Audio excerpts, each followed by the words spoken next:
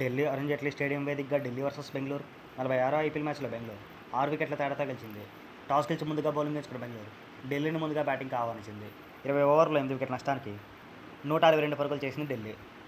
చేజింగ్లో బెంగళూరు 18.3 ఓవర్లో 4 వికెట్ల నష్టానికి 165 పరుగులు చేసి 6 వికెట్ల తేడాతో మ్యాచ్లో గెలిచింది.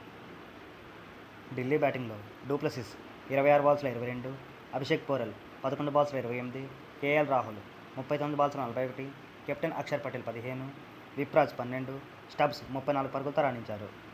ఆర్సీబీ బౌలింగ్లో భువనేశ్వర్ కుమార్ 3, హేజల్వుడ్ 2, యష్ దయాల్, కృణాల్ పాండ్యా ఒక్కొక్క వికెట్ దక్కించుకున్నారు. ఆర్సీబీ బ్యాటింగ్లో విరాట్ కోహ్లీ 47 బాల్స్లో 51, Krunal Pandya 73 not out, Jacob Bethell 12, Tim David 5 బాల్స్లో 19 నాటౌట్తో రాణించారు. ఢిల్లీ బౌలింగ్లో అక్షర్ పటేల్ 2, దుష్మంత్ చమీరా 1 వికెట్ దక్కించుకున్నారు. బౌలింగ్లో 1 వికెట్, బ్యాటింగ్లో 73 పరుగుల నాటౌట్తో మ్యాన్ ఆఫ్ ది మ్యాచ్గా కృణాల్ పాండ్యా నిలిచాడు.